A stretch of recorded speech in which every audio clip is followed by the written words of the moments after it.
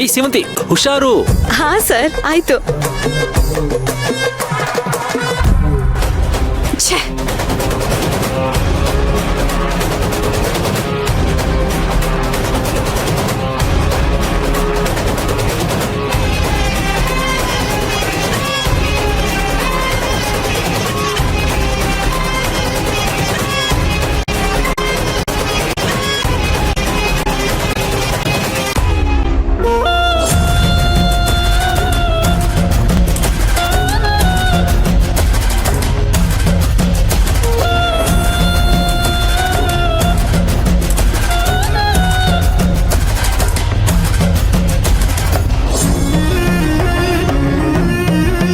ನಿಮ್ಮೆಲ್ರೂ ಆಟ ನೋಡ್ತಿದ್ರೆ ನನ್ನನ್ನೇ ಕತ್ಲಕ್ ತಳ್ಳಿ ನೀವೆಲ್ರೂ ಬೆಳಕಲ್ ಮೆರೆಯೋ ಹಾಗಾಗ್ತಿದೆ.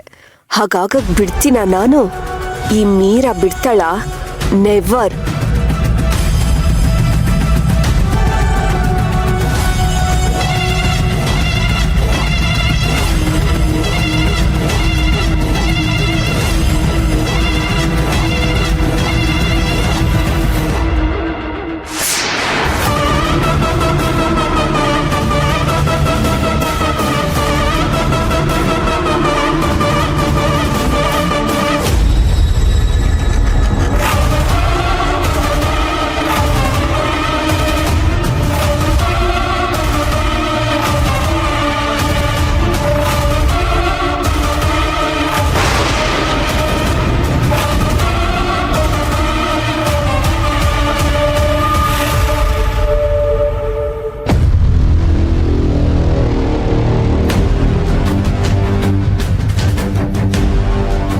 ನೋಡಕ್ ಹೋದ್ರೆ ಯಶೋದ ಅತ್ತೆ ಬಾಯಿ ಬಡಕಿ.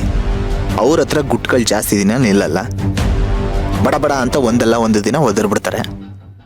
ಆದಷ್ಟು ಬೇಗ ಈ ಪ್ರಿಯ ಇರೋ ಹಾಸ್ಪಿಟಲ್ ಪತ್ತೆ ಹಚ್ಚಿ ಅವಳ ಹತ್ರನೂ ಮಾತಾಡ್ಬೇಕಲ್ಲ. ಹೇಗೆ?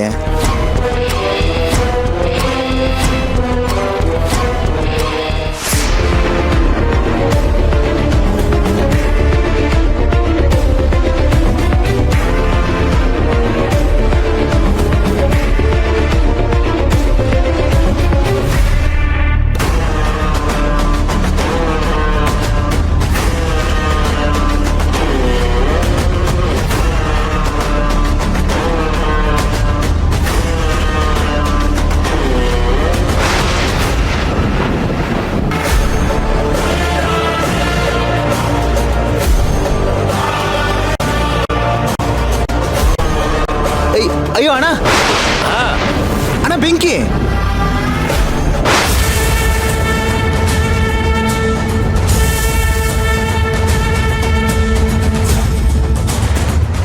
ಸೇವಂತಿ,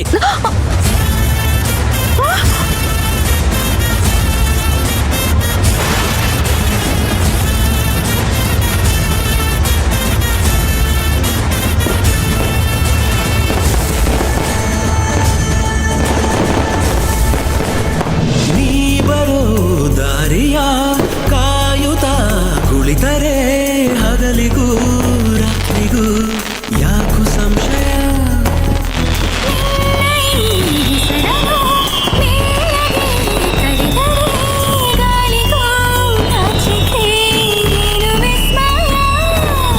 ನಿನ್ನೊಳಗಿರುವ ನಿನ್ನ ಕಣ್ಣಲ್ಲಿ ಕಂಡೆನು ನಾ. ಕಣ್ಣು ಮುಚ್ಚಿದರೂ ನೀನೇ.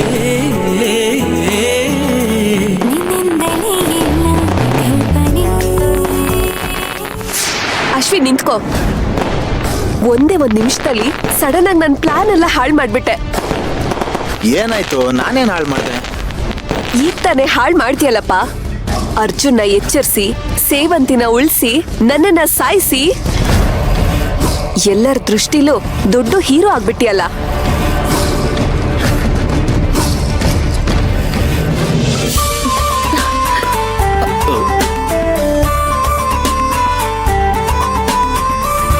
Thank you sir.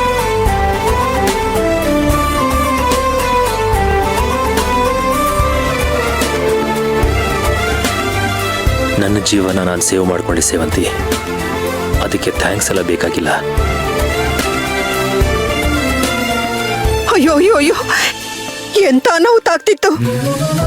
ದೇವ್ರ ದಯದಿಂದ ನೀವಿಬ್ರು ಪಾರಾಗ್ಬಿಟ್ರಿ. ಇನ್ ಪಟಾಕಿನೂ ಬೇಡ, ಏನು ಬೇಡ. ಇನ್ಮೇಲೆ ಯಾರೋ ಮನೆಗೆ ಪಟಾಕಿ ತರಬಾರ್ದು. ಯಾರಾದ್ರೂ ತಂದ್ರೆ ಕಾಲ್ ಮುರಿದ್ ಬಿಡ್ತೀನಿ. ನಡೀರಿ ಇಲ್ಲಿಂದ. ಅಜ್ಜಿ, ಎರಡೇ ಎರಡು ಆಟೋ ಬಾಂಬ್ ಇಟ್ಟಿದ್ದೀನಿ, ಹೊಡೆದು ಬಿಡ್ಲಾ? Atom bomb 2. ನಿನ್ನ ನಿನ್ನ ಅಜ್ಜಿ. ನಿಂತ್ಕೊಳ್ಳ ಅಜ್ಜಿ,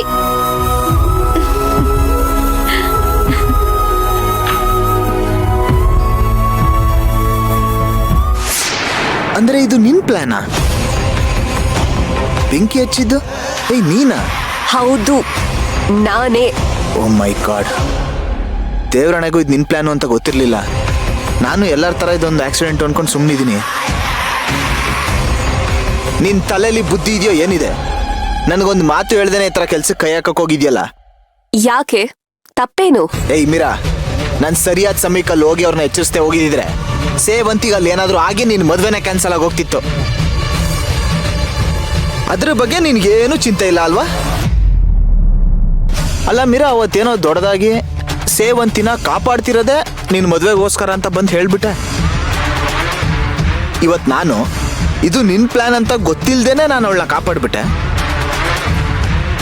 ಆದ್ರೆ ಅದು ತಪ್ಪಾಗ್ಬಿಡುತ್ತಾ? ಅದೇಂಗ್ ಮೀರಾ? ನಿನ್ಗೊಂದ್ ನ್ಯಾಯ, ನನ್ಗೊಂದ್ ನ್ಯಾಯ? ಚೆನ್ನಾಗಿರಲ್ಲ ಮೀರಾ. ಆಕ್ಚುಲಿ ನನ್ ಪ್ಲಾನ್ ಬೇರೆನೇ ಇತ್ತು ಅಶ್ವಿನ್. ಮೀರಾ, ನನ್ನ ಪ್ಲಾನು ಬೇರೆನೇ ಇದೆ. ನನ್ನ ಡೌಟ್ಸ್ ಎಲ್ಲ ಕ್ಲಿಯರ್ ಆಗೋವರೆಗೂ ಅವಳು ಸಾಯ ಆಗೂ ಇಲ್ಲ, ಬದುಕೋ ಆಗೂ ಇಲ್ಲ. ನನಗೂ ಅವಳನ್ನ ಸಾಯಿಸೋ ಇಂಟೆನ್ಷನ್ ಇಲ್ಲ ಅಶ್ವಿನ್, ಅರ್ಥ ಮಾಡ್ಕೋ. ಅದು ಏನೇ ಇರಲಿ ಮೀರಾ, ನಿನ್ನ ಮದುವೆ ಮುಂದೆ ಇಟ್ಕೊಂಡು ಈ ಥರ ಪೆದ್ ನಿರ್ಧಾರ ತಗೊಳಕ್ ಹೋಗ್ಬೇಡ. ನೆಕ್ಸ್ಟ್ ಟೈಮ್ ಏನಾದರೂ ಕೆಲಸ ಮಾಡಬೇಕಿದ್ರೆ ಮೈ ಮೇಲೆ ಪ್ರಜ್ಞೆ ಇರಲಿ. ಇಲ್ಲ ಅಂದ್ರೆ ಅದು ನಿನಗೆ ತಿರುಗಿಸಿ ಹೊಡಿಯುತ್ತೆ. ಹುಷಾರ್.